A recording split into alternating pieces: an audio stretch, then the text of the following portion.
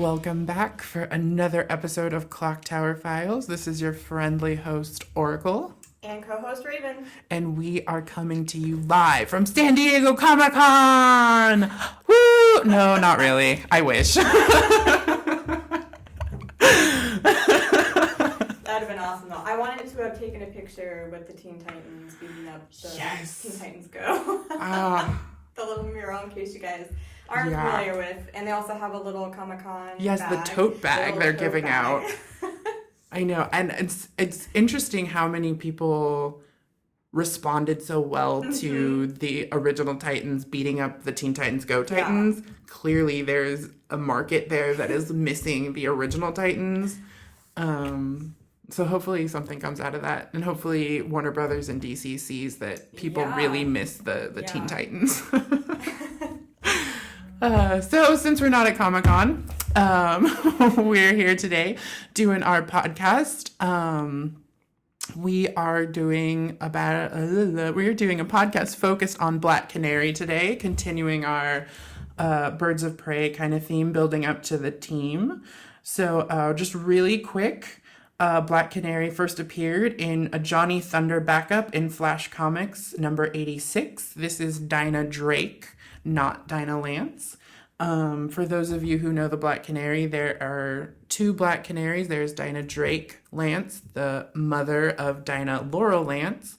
We are here discussing the modern age Black Canary. So from 1986 up until 2011, whenever New 52 came and destroyed everyone's happiness.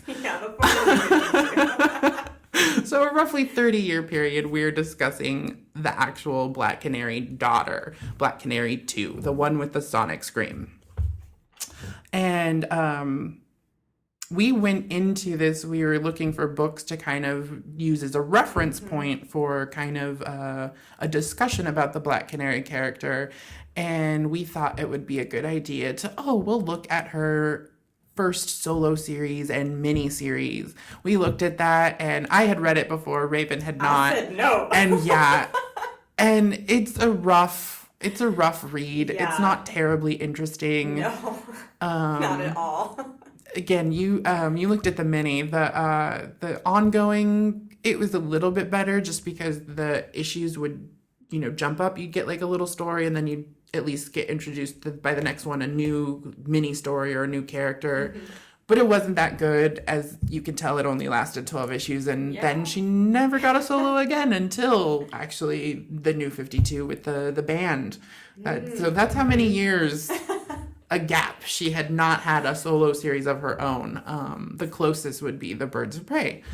So we decided to forego drudging through the not so good 90s. It's not fun for us. It's not going to be fun for you to listen to. Yeah.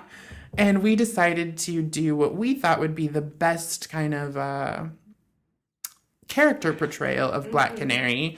The first two volumes of Gail Simone's Birds of Prey run, Of Like Minds, Volume 1, and then Volume 2 being Sensei and Student. We thought that would be a really good introduction and example of how Black Canary acts, who Black Canary is as a person, a character, and how she interacts with others and kind of fits into the DC universe.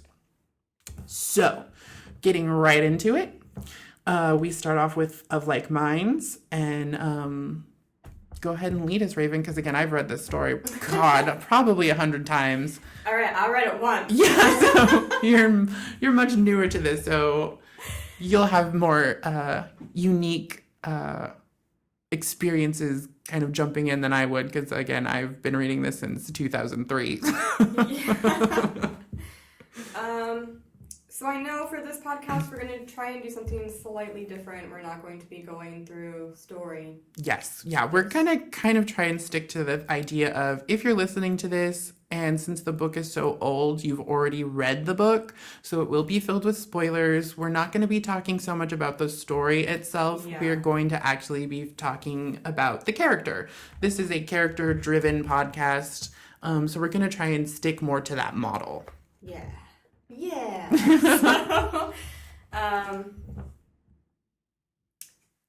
So in this one, basically, Canary ends up getting kidnapped by Savant, and I don't know how you pronounce. I think it's Creote, but I don't. Again, like listeners, you know, I'm a butcher of names. I'm so sorry. And I meant to look that up too before we got to here, because I know there's multiple Gail Simone interviews, and she, you know, back in the day, and she talks. She, you know, she says the name. And I totally meant to look it up, and I didn't have time. But it's all right. But he's just a brute, right? Yeah. So until further noted, he is Creote until we get a proper pronunciation going. So basically, they're able to kidnap her, and this story is more so kind of like her in her head a little bit, or at least Canary, and she's always a little bit rash, but not as rash as Huntress. Yeah. Which we find out later. Oracle ends up firing Dinah after they get her out of the little sticky situation that she was in, and I don't know, Oracle goes on lunch break. Yeah, Oracle goes on lunch break to kind of give them both some breathing room. And then Huntress calls in and she's like, "Hey, Oracle, I need your help." And then Canary's like, "Oh, sorry, I'm the only one who's here." So she's trying to maneuver through the computers, but she's not. Obviously, she's not going to be as good as Oracle, but she's just like, "Shoot, this is why I said no computers." Yeah. She's more of the, you know, beat 'em up type of person. Yeah, she definitely prefers to be a field agent. Which, I mean, who wouldn't? Yeah. You know, at that point, you still got your legs. Yeah. You can still do that. But yeah, she learns very quickly. Well, I felt that she learned once a Huntress was just like, "You're not in the field, you don't know what you're talking about," because she kind of threw that at Oracle. Canary did initially, so it was kind of cool to see it kind of turned on her. And to where she's just like, "Oh my God, Huntress isn't listening. I don't want her to be part of the team. What you're doing." Yeah. So yeah, I don't know what else you wanted to sort of talk about, because I know you've read it multiple times. Yeah, I've read it so many times. So, well, jumping back to the beginning, we see, you know, we get quickly introduced to the dynamic of Oracle and Black Canary and how they work together. And this too, this story was designed to be a jumping on point. So, you know, it was the new creative team of Gail Simone and Ed Benez, and it was kind of not discarding any of the Chuck Dixon run that predated it, but it was built to be an oncoming point. So we jump right into the dynamics of the team. It's Oracle and Black Canary and how each operate.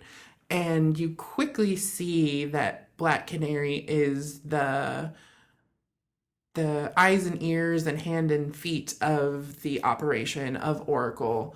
But you also quickly see not a negative tension, but the tension between the two. You know, like, you know, they're questioning that dude that I can't remember his name. Oh my God. Anyway, he's not important. But they're questioning the businessman. Okay. No, not the senator yet. The businessman. Okay. Right at the beginning where they... Oh, right. Yeah. Okay. They disable his car and they block his cell phone. They're questioning the senator. I'm not senator, I'm sorry. Sorry, I totally put that thought in your head. The businessman. And you know, Oracle is, you know, kind of speaking through Canary, and Canary already is like, "Oh, I can't believe you're making me say some of this stuff. It's so lame." And, you know, there's this wonderful, you know, poke and jibe and fun tension between the two of them that, you know, they kind of make fun of each other. But Canary is kind of the instigator of all of this. You know, she's always got her own opinion on what they're doing and how they're doing it. And you know, she's quick to turn the tables on Oracle. Like, you know, Oracle does like a little jab about, in response to Canary talking about how the Bat family likes to scare their suspects. Mm-hmm. And, Oracle's kind of like, "Well, if you want it to be scarier, maybe you shouldn't have picked a name like Black Canary," you know? And Canary quickly turns the tables and goes, oh, well, that's okay. You drive like an old lady. You know, like, you quickly see the dynamics of the team and the characters' footing. You know, you see quickly that Canary is quick on her feet and doesn't really take anything from anyone, including her partner, you know, Oracle. It's interesting though too, like, and you can tell me what you thought about this. Canary goes from kind of enjoying scaring the suspect or wanting to scare the suspect to the minute it goes south when we're back at the tower and Oracle realizes that the businessman is writing a suicide note. Canary completely, again, turns the tables and is so upset that they did this, that she should have never let this happen. What were your thoughts on that? They're like, well, I didn't do this. You told me what to say. This is all your fault. How could you? So I think it's a normal response, in all honesty, for normal people, which she is normal, other than with a canary cry. Yeah. She's pretty much a normal person. But I think she also probably didn't realize the impact that what would happen either. Because, you know, when you're just like, ha ha ha, I'm big and I'm bad. Oh, cower in the corner. Okay, now I'm gone by, you know. Yeah. And then to find out later, it's like, oh my God, like I scared him so shitless that now he's like, he's going to kill himself. Like, I shouldn't have done that. We shouldn't have done that. And of course, Oracle is still like, he fine. I don't care. Well, it's true. You know, like Oracle, you know, she doesn't do things without thinking, where Dinah does do things without thinking. Yeah, well, because... And this is a good example. Like, Dinah so easily signs on board to scare this guy, but Oracle's created this plan because she's thought it through. So she, from her research, from her planning, is aware of the possible outcomes. And she states, you know, like, this wasn't in his psychological profile. We should have got him eating out of the palm of our hands. Clearly something isn't right here. And Dinah, not thinking of the bigger picture, is just thinking, we did this, we screwed this guy up. Yeah. We're, you know, ignoring kind of the red flag that something so drastically is shifted. Where even Oracle is trying to point out to her, like, no, something, you know, not to the point of foreshadowing that something obviously is drastically wrong, but that, you know, she's like, this doesn't make sense because, and I have all these reasons and backup and, you know, research on why this doesn't make sense. And Dinah is just so in the moment of, nope, this is bad. We fucked it up. We have to fix it. And ignoring kind of the signs that the questioning of, you know, like, why did he respond so drastically? Which, of course, we then learn the reason he responded so drastically is because it's not him. It's a trip to trap Oracle and Canary. Yeah. So do you think if Canary wasn't as impulsive, do you think they would have sat back for just a second longer and been like, okay, let's try and figure this out? Or do you think, you know, do you think Canary kind of drug Oracle into this mess? Or do you think it would have played out very similar if Dinah wasn't so emotionally impulsive? Well, that's the thing about the Black Canary is that she is very... She is very, very... And if she wasn't, then the dynamic would be very different. Yeah, it would. That's true. I don't think that Oracle would have wanted her as part of the team. Not to say not ever, but maybe not like as a main contact. Because obviously there is... I mean, you know, in this particular run, or the volume, whatever I just read. I feel... if she wasn't as impulsive, well, none of this stuff probably would have happened. Yeah, that's true. You know, like, there would be no story. Exactly. We all, you know, everyone who reviews anything ever always says stuff like that. And it's like, well, then we wouldn't be here talking about it because this book never would have happened. This movie never would have happened, whatever the case. So that's true. Yeah, exactly. That's very true. That, this story wouldn't have happened at all. Yeah.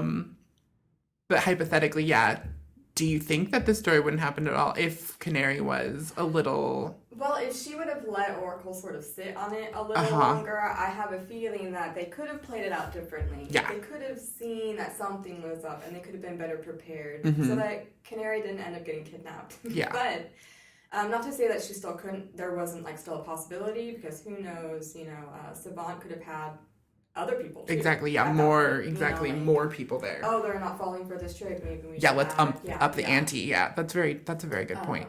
So it could have still happened, but yeah, I wish that she would have, for the sake of the character herself. Just took a step back for just a second. But that's true, then it wouldn't really be the Black Canary, I guess, you know, but it's, I didn't, again, coming to these stories now that we're doing this podcast and really looking at the characters and the stories and the motivations and the thought behind the action as the character, I do, find myself wondering, like, oh my God, would this have happened if... Which I never really thought, you know, I just accepted this is the Black Canary, this is Oracle, this is the Huntress, this is how they behave. And I rode along with the story, but now that we're actually breaking them down, I do find myself seeing things that I never really thought about before. Like, if Dinah did just take one more breath and let us really look at the situation instead of bolting out of the clock tower off to the, you know, hotel, she wouldn't have been kidnapped. You know, or she might not have, you know, again, Savant could have totally been, like, oh, they're not falling for it, so let's do this even bigger. That's true. So it could have been worse. Who knows? It could have been worse. We don't know because it didn't happen. But yeah, I do find myself picking up on more of the characters that and motivations than I ever really thought. And I, you know, I've read these stories so many times. But it's interesting that just skewing your view a little bit and digging a little deeper, and you're like, wow, how have I not really thought about this? And I've been involved with these stories for so long. So, and I know, which we get to in Sensei and Student, Black Canary talks about how she doesn't use her cry that much in battle. Yeah, which I thought that was interesting. I really like the mindset of that. Yeah. Because I wasn't sure if she even had it. Oh, okay. Because, you know, like some of the other ones that I was reading, she didn't have it. Yeah, the Chuck Dixon run, she didn't have it until much, much later. Yeah. That's true. And again, if she used it, this story probably wouldn't have happened. But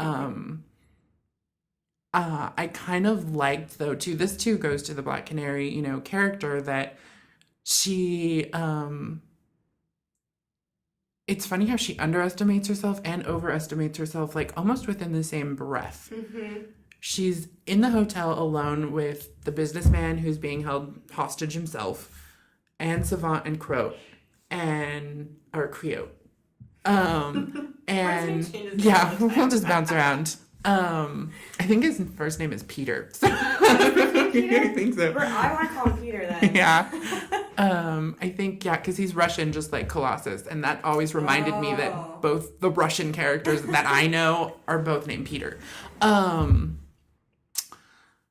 But, you know, she's alone with them. And of course she's doing the superhero thing and kind of being, you know, super bravado. Like, I can take you guys to their face.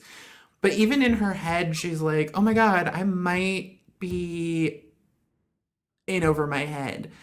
And I thought it was interesting that she kept thinking, like, oh crap, these guys are better than I expected, and they're stronger than I expected, and I might be in trouble.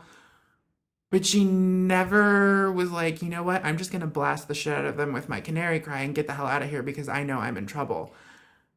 You mean initially before she got kidnapped, yeah. While she's in that hotel room, before they smack her with the batons, before they break her, maim her, she's already thinking like, oh shit, you know, like this might be a little much for me to handle without having a plan. Yeah.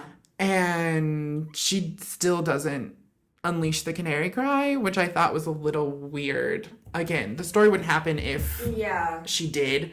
Or it would play out totally differently if she did.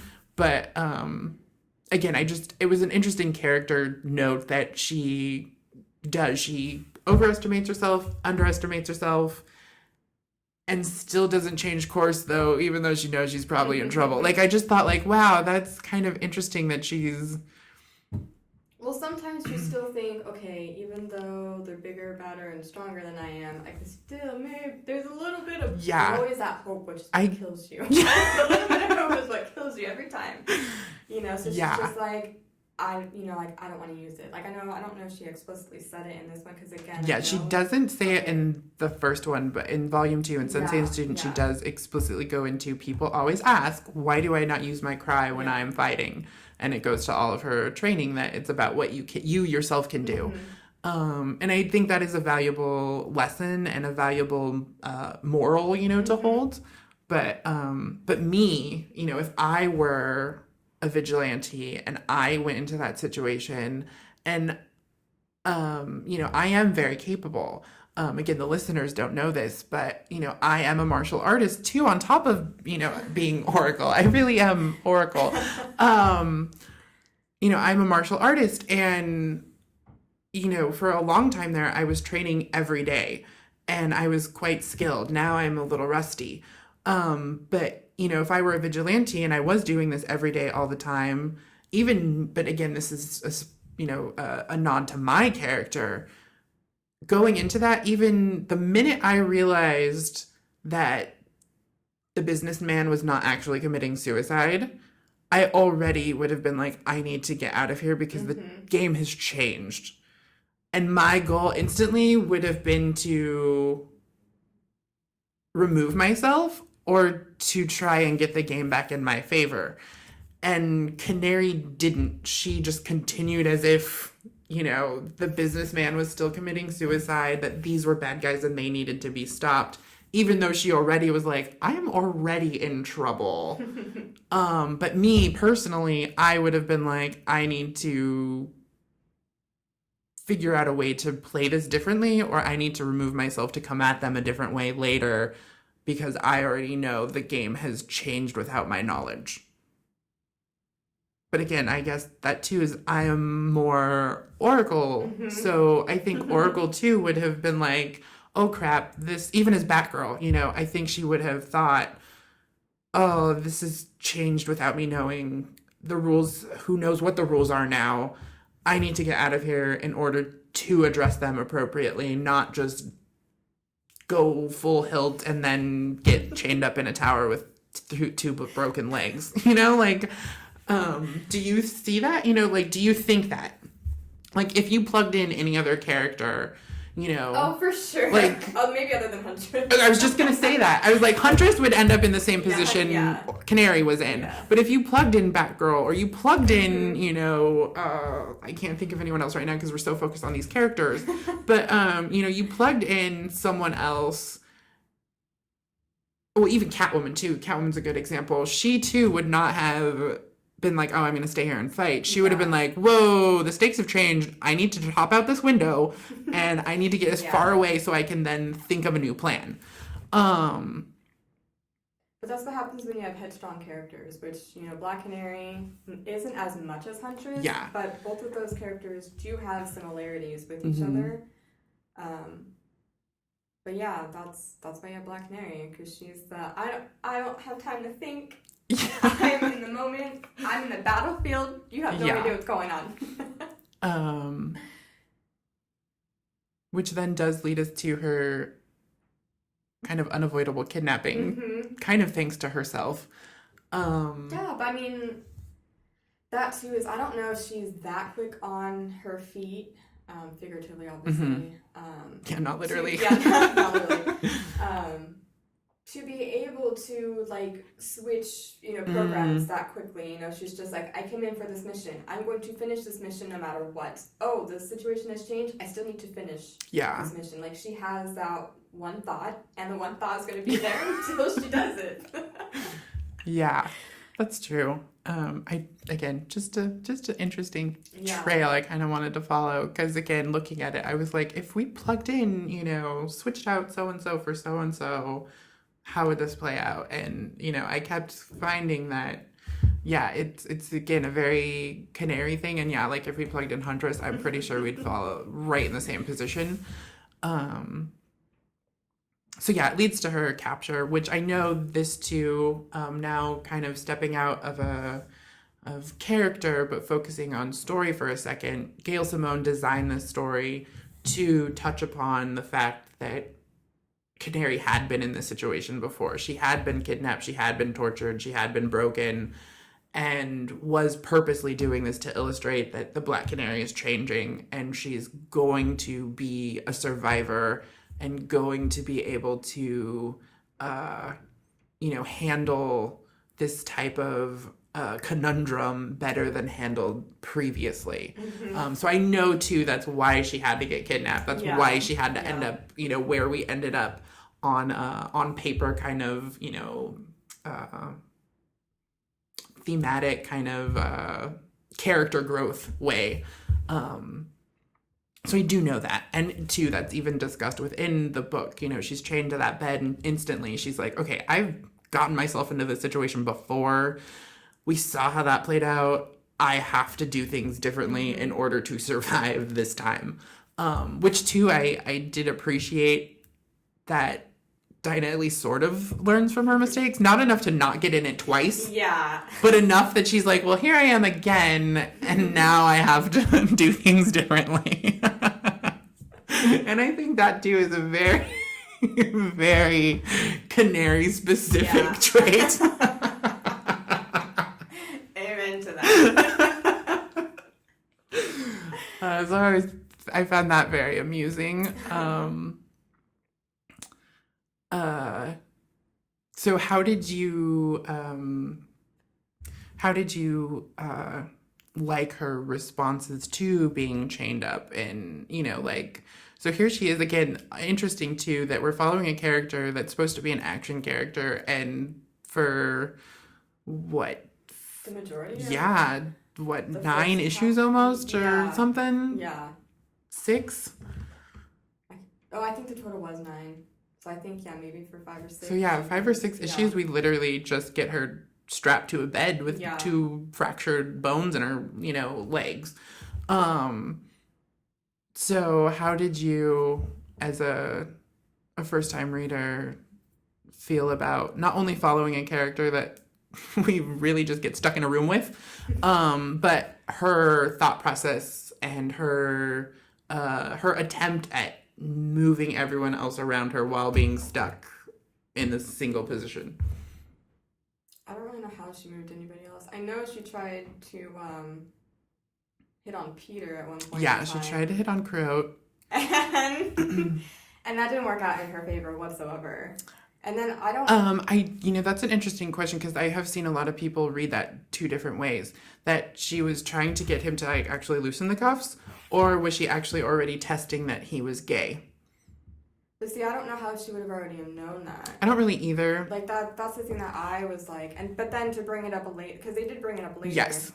And I was like, oh, see, because I don't know these characters. I don't know those characters all that well, so I was like, I had no idea. Well, I didn't even, I remember reading, the first time I was reading it, and two, now having read it the first time ages ago and reading it so many other times, I still, even me, question exactly what was tipping her off. Yeah. Just because he was a loyal henchman, I feel like that's every loyal henchman. Yeah. You give me any other bad guy that has a sidekick or a henchman, and they all kind of act like that. So are they all secretly in love with their evil lord? Who knows? There could have been other scenes that we didn't see that Dinah was privy to that the audience was not. I have no idea, but as a reader, especially your first time reading through that, I was like, what? Yeah, I wasn't sure what really tipped her off. Again, except for that where she's like, "Whoo, he didn't go for me." But yeah, I was like, maybe you're just not his cup of tea. Like, why does it gay? Yeah, you didn't want me gay. So I always found that interesting too, and two, read, because I knew I was going to ask you that question, and as I was reading both volumes 1 and 2, even because again, I know you're not super familiar with these characters. Savant ends up being in a couple with Croat. So, they end up sort of being, happily ever after in a way. Yeah. Which, I don't know if you remember that from the second volume of Birds of Prey 100 years ago when they got canceled for a little bit, and then they came back for like 15 issues. It was a long time ago. Was that The Brightest Day? Yes, it was. Oh, yeah. Good job. I knew it was there. So good. It's been a really long time. But yeah, because I haven't read those stories either since they came out. Yeah. Years ago. Yeah. So I thought you might be familiar with seeing them together there. I was, but I guess I don't know, I didn't comprehend back in the day that they were like actually a couple. I just thought that it was like their partners, but not partners. Yeah, they end up being, together, a couple. And, well, even not quite yet. Like in that Rebirth series, Savant still hasn't figured it out either. And there's a moment where Peter literally has to like spell it out for him, and then Savant is like oh, and like everything clicks, and he's like super happy, and they like hug, and they have like their we love each other moment. Yeah, I think I remember that. That's what I'm referring to. So knowing, again, back to what I was saying, knowing that I was going to ask you that question, and knowing we were going to look at the story, and knowing that came up, and knowing too, me as a reader didn't quite see the hints. Yeah. Of at least, of Croat. I've also been looking at Savant and where is this build up to that moment. And it's just very vague. I know this isn't the Savant and Croat episode, and I know this isn't the Savant and Croat book. But Gail Simone took the time to introduce it. Yeah. I wish we got the time to flesh it out. Yeah. Because I feel like it was just a little... It was really just more of like a shock. I felt like it was more of like a shock factor. Like yeah, it was just like thrown... Yeah, because we didn't get to flesh it out. We didn't really get to see past this vague nod that he wasn't interested in the Black Canary. Yeah. We didn't get to really see this build up, and I appreciate that they're there, and I like the characters, and again, especially going down the line, you see them kind of team up with the team, especially Huntress, and they tried to, mend their ways, so I appreciate them, but I would love to have gotten a little more from them in this kind of introduction to then further build on that, instead of it just being constantly kind of stated like, well, I created them, so this is what's happening. But again, I know it's not their book, and clearly we don't have the time or the space, to actually delve into it.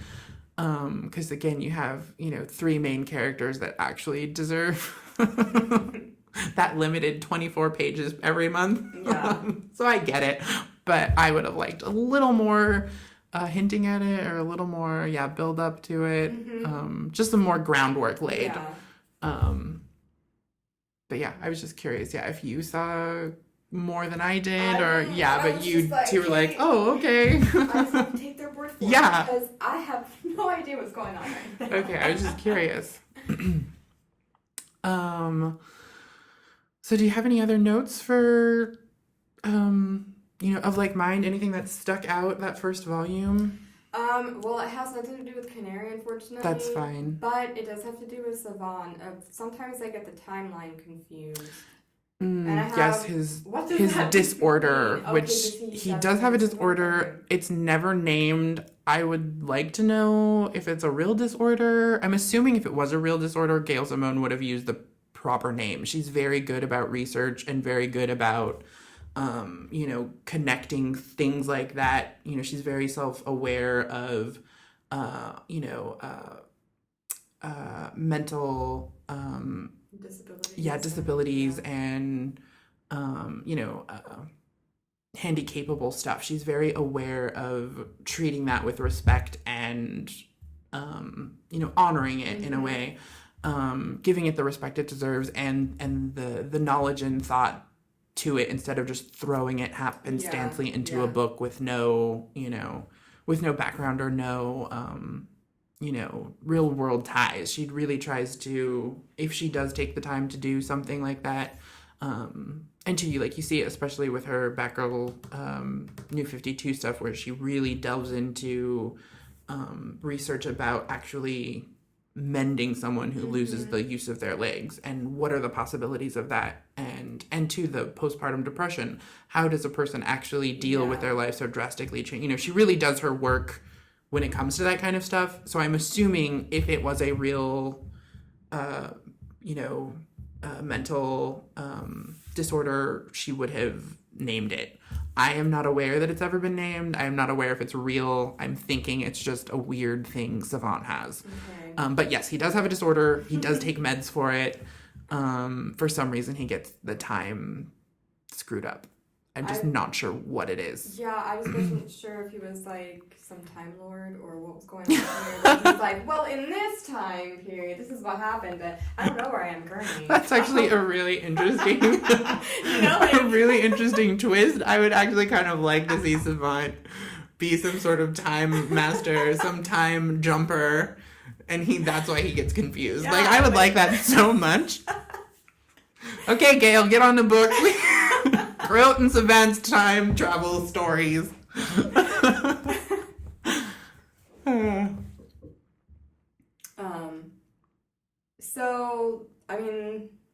So Huntress ends up coming in. Yes. She does come in and she fights. Yes, Oracle contacts Huntress specifically to go help Canary because knowing that we all know, and knowing that she knows that Canary had been in this situation before, she purposely did not want a big, gruff, scary man to burst in and possibly further traumatize her while rescuing her in case that, happened. So she purposely chose a woman who knew her to go in and help her. So that's why she gets called in. She does end up doing some detective work with Oracle, tracking down Savant's car and where they would be, thanks to the very limited number of those specific cars in the area. And we get the introduction of Josh, the parking attendant, which we do get to see later. Not only in Sensei and Student, but further down the line, we get to see a little more of Josh. Really? Yes. He's a fun character. Yeah. But so in the end, because the whole reason why they're sort of going after Savant is to get all the goody goodness that he got on all these bad people. And maybe not necessarily bad people. I don't know if there's also like good people. Yeah, we don't know. We never learn what the depths of his files contain. They end up... Oracle sees this as an opportunity. So they've already got dragged into this because of Canary in a way, and because Savant wanted Oracle more than anything. He wanted her resources and her knowledge. Because it would make his extortion job so much easier. And so once they defeat Savant and save Canary, Oracle turns the tables and really ends up doing to Savant what he wanted to do to her, was then use his resources for her benefit. Now, Canary is not on board with this. Yeah, this too was something I did want to discuss with you. Yeah, Canary was not in favor of taking the information and using it to put more bad people away. Oracle clearly was. And then we find out that Canary threw the backup files, into the fire before she even asked Oracle what she should do with them. And Huntress specifically asks, "Do you mind telling me why you did that before asking her?" And Canary's response was what? Like, just in case she chose badly? Yeah, just in case she chose badly. And that says a lot about the dynamic, and that Canary kind of knows more about Oracle than probably Oracle is willing to admit. Yeah, definitely willing to admit. And then, of course, we see that by the very end of that story, before we get the 2-issue kind of interlude almost, we see that Oracle had a way to repair the files and back them up anyway, so she still ends up with the files unbeknownst to Black Canary and Huntress. So, it is an interesting dynamic. I find it super accurate to Yeah. I, of course, am on Oracle's side because I am Oracle. The more knowledge you have. Yeah. You know, like, but at the same time, I can also see it from Canary's point of view. I see it from Canary's point of view. Like, her argument makes sense. Yeah. But it doesn't make sense. Okay, listen. He's going into full Oracle mode right now, so he has to be right. Hang on, folks. No, not right. Because if this had never happened before, if this was like their very first mission, this would totally make sense and her argument would be sound. But we have, this is issue 50 something? I think it's 56. So we have 55 issues before this. So years of Oracle and Canary working together.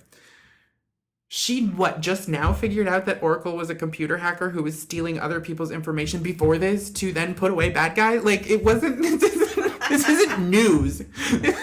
Oracle is a computer hacker. She hacks bad guys all day long. So the fact that we hack this bad guy is a problem is weird to me. I don't think it's a problem if she was hacking it. I think it's a problem that she's stealing it. Yeah, she's stealing, using it, you know, like. I understand. Okay, audience, and Raven said something very important. So because she is using, because that too, it's not just, because even hacking is stealing information. Mm-hmm. So she's stealing information all the time anyway. But because the fact that this is stolen information, that's what bothers Black Canary. I think that's what bothers her the most out of all of it. So that makes no sense to me. But that's because I am Oracle, and I agree with Oracle. I have to be, apparently, for Black Canary in this podcast. Someone has to, because I don't get it. Again, I understand her argument. I really do. But again, it's just weird because, it's like, well, I've been hacking bad guys for years now, and you never once questioned, you never once were bothered that I did it before now. But because she's taking stolen information and stealing it, that is the problem. Because it doesn't make... And it could be something else that I'm totally not aware of. It could be. But that seems to be the most logical argument. And the most, to me, at least on paper, what she seems to be stating. Because, I don't quite get it. Because, again, they've stopped, tons of other bad guys throughout the series. Even Nick Devine. You don't think Oracle hacked a few files on Nick Devine in order to stop him? And Dinah was all for that. That's because he did it wrong. So, again, I think it is because she's taking information that was taken in an ill manner instead of just going into files that have been hidden. She's taking information that has been extorted in many a way. So that's where her qualm is. I get it. But again, I'm so Oracle. To me, being able to stop these bad people is higher on the list than worrying about where the information is coming from. Because that too, again, Oracle also, Dinah should understand this too. She's the daughter of a cop, and she's the daughter of a vigilante, and a vigilante who too also would sneak into bad guys, organizations and steal their information. You think that information was always, conveniently packaged up for them? I don't think so, Dinah. Let's look at your mother. She don't know what her mommy did. She don't know. Yeah, she likes to pretend she doesn't know. But her father was a cop, and then Oracle's, a daughter of a cop. It's not like bad guys turn state evidence all the time too. So that too, she also expects the cops to not take information that has been ill-gotten from a bad guy to then hand over to the police, and they can't do their job. She doesn't know about it. I think that's the real thing. It is. It's tunnel vision. Yeah. That's what she has. That's why she's on the team. Tunnel vision.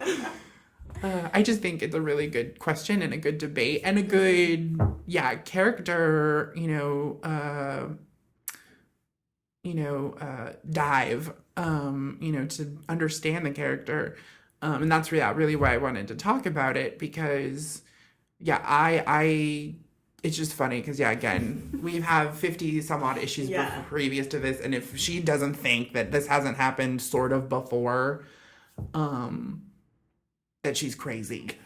And to not realize that I'm sure her father had dealt with this in some manner before, and her own mother, who, again, that's what Black Canary 1 gets chalked up to, as we discussed in the Oracle Canary episode, that she would go and infiltrate bad guys' organizations to steal their information and turn them into the police or destroy them herself. Yeah. Like, again, it's like, to be like, oh, this isn't right. What? Your whole life is built off of, around this. So yeah, it's just a little funny. It doesn't have to make sense. It doesn't. I mean, like, especially with Dinah. Yeah. She has these weird moral high grounds, but I often find they come out in the weirdest places. And it's like, so you have a problem with this, but you don't have a problem with this, and this. And she's like, no. And it's like, you're so backwards. Or at least Oracle's consistent, like she's consistently gray, but consistently firm in her, this is acceptable and this is not. Where Dinah's all over the map, she's constantly like, this is not okay, but this is okay. And it's okay when I do it, but not when you do it. And it's just weird. I say that too. Yeah. It's not when you do it. It's okay when I do it though. Stop. So I thought it was really interesting. But that too, that's a theme that is underlining in all of these books, which I don't think we ever really get to focus on, unless Sensei and Student, when the senator comes back or is introduced more accurately, and attacks Oracle and kidnaps Oracle. But we don't really get to see the play out of this theme that Oracle... because it made reference, like even Canary references it in this stance that, even earlier in the book, I think Canary kind of makes a reference, like, you're kind of scary, like, with knowledge. Oh, she is. And then Oracle's like, yeah, I should be a pro wrestler. I'm super scary. And then here we are again, Dinah's making a reference, like, like, oh, I don't know if this is the appropriate way. Like, this is, like, too much power, and it's doing a good thing, but in a bad way. And then Huntress too, in the middle of all of these stories and all these books that are going down, even Huntress is like, one day you're going to go mad with power, and wouldn't that irk Batman to no end? Like, so there's constantly this theme they keep touching on, that like Oracle is all powerful. And again, as we kind of discussed before in the previous episode, Oracle, anyone else would so easily fall like a really dark path, because they have so much power.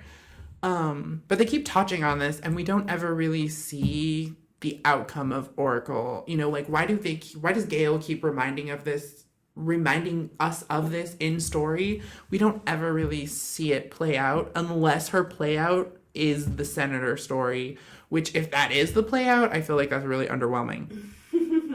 I hope not. I hope there was later plan to kind of touch upon this, like Oracle, morality and Oracle power and her ability to do things. Which too, maybe that also goes to which again, if that's the case, I don't think it is, because later in the volumes we see a big fallout between Huntress and Oracle, because she finds out that Oracle was kind of purposely sending her on missions to kind of show her the error of her ways. But that too, I don't think really touches back to this. So if that too, I think would be underwhelming, but I don't think that's what the intentions were either. But that's another episode, another volume down the line. So back to Black Canary.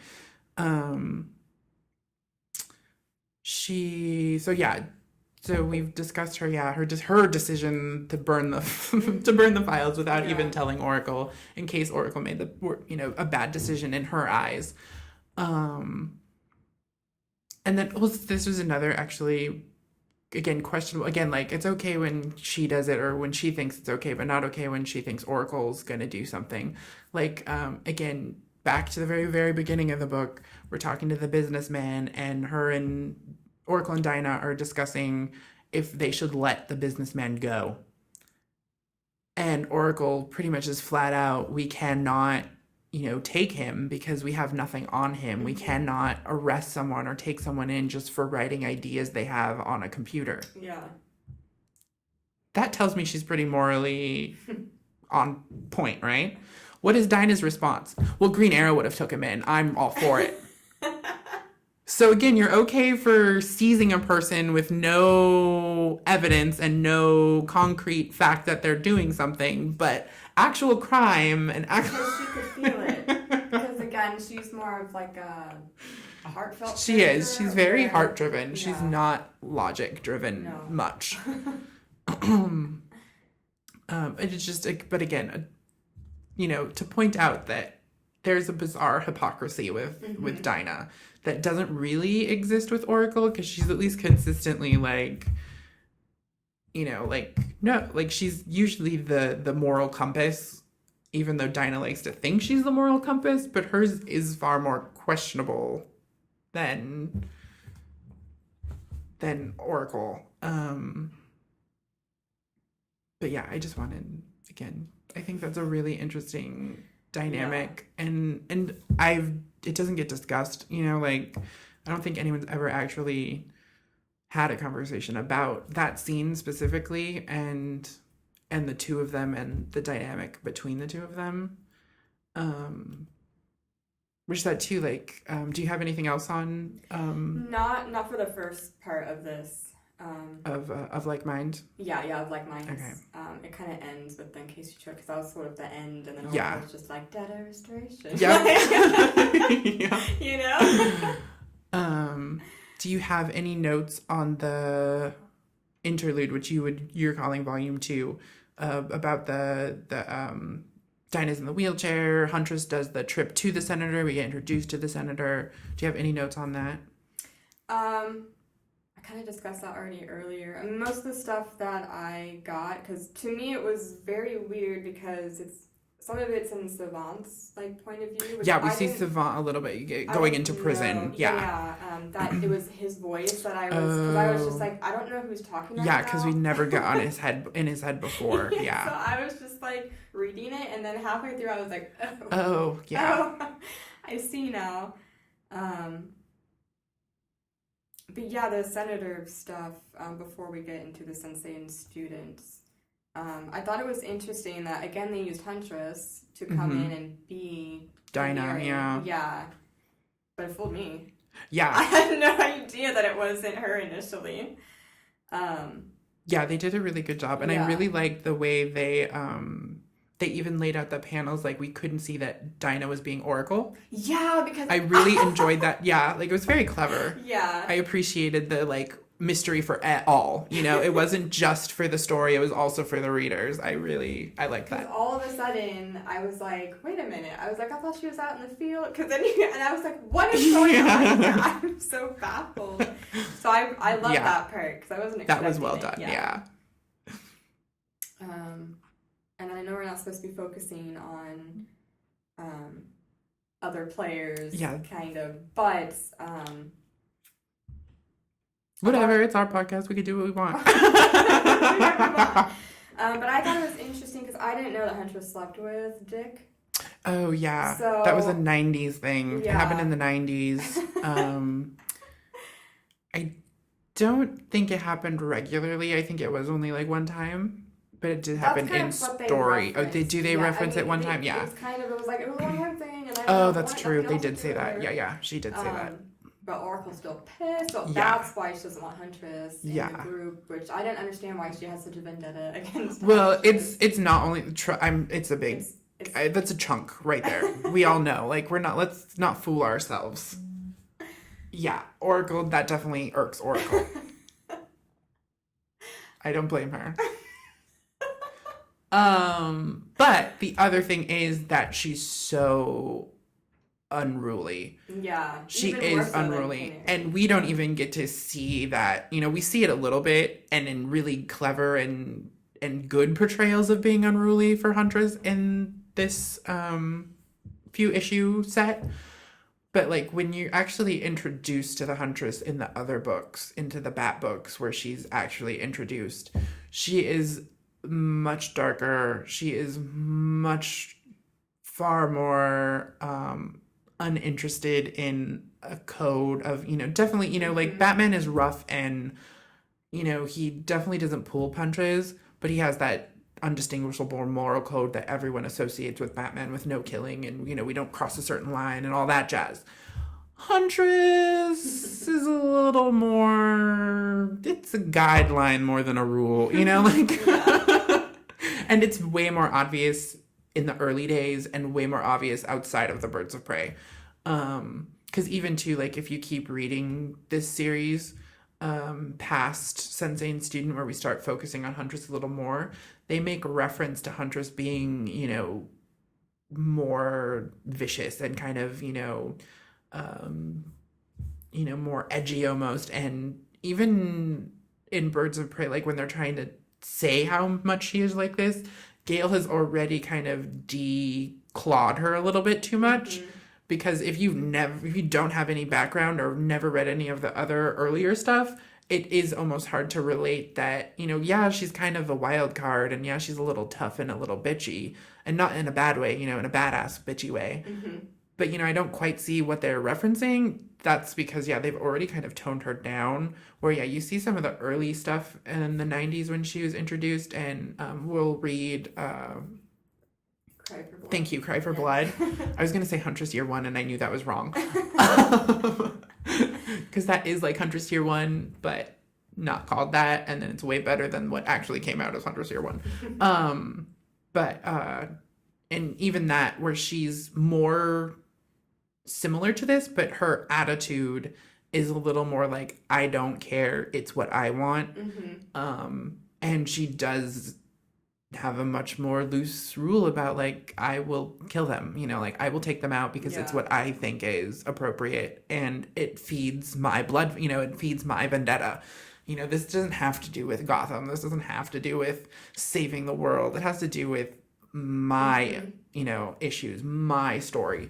And you see that more there, which of course that's a Hunter story, so that makes sense. Yeah. But you definitely see it in the other books where Huntress is this kind of really vicious, they portray her as kind of having no rules, and she just does whatever she needs to do to get what she views as the job done. And sometimes that includes possible murder.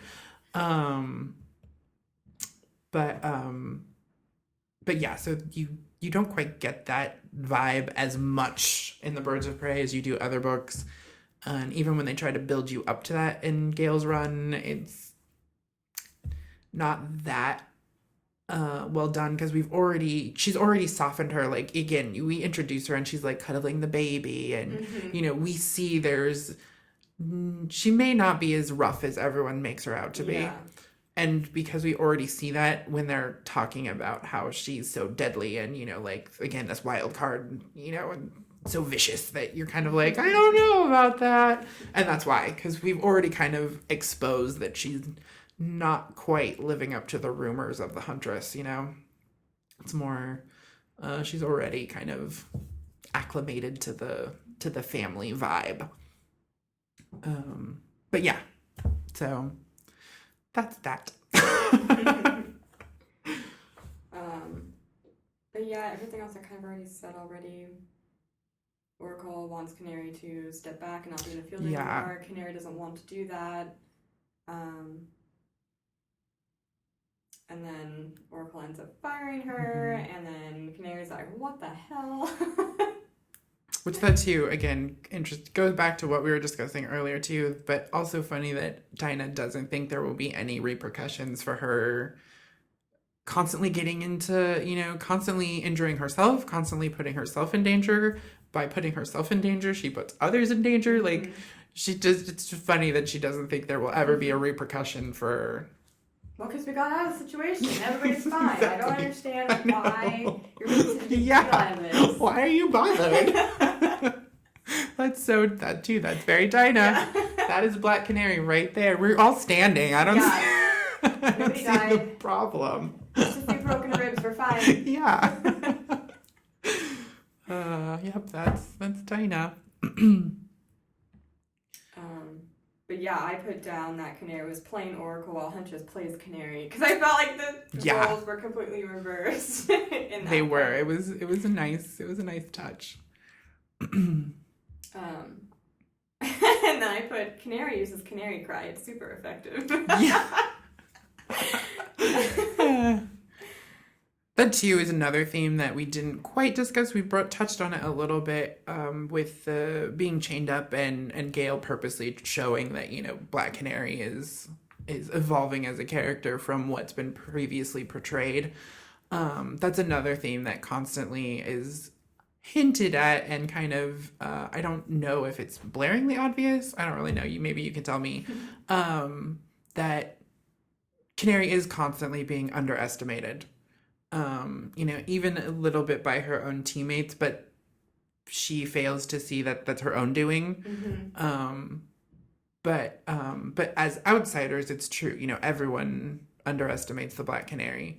At least like Oracle has specific reasons where like the rest of the world, they just chalk her up again to like, you know, this pretty fighter. You know, she's not there's nothing more to her than that.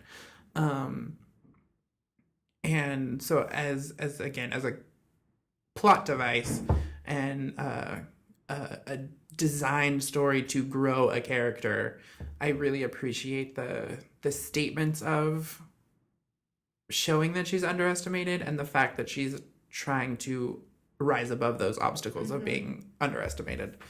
So I appreciate, which Gail does, you know, throughout the book for not only Dinah, but the other birds and the extended birds, that she's always trying to elevate these characters into stronger, more competent characters that haven't had a chance to be portrayed in such a good light. So I appreciate the shining moments everyone gets, a rotating, you know, chance to show off a bit.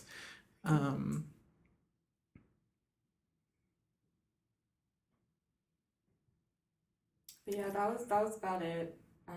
Other than Oracle just throws back in her face after she's like, "Oh, I think Hunter should join us probation." And I was like, "No, yeah. Bad idea. No." About the whole let the small things go, because that's what you told me earlier. Yeah. Dinah. Don't worry about nobody dying.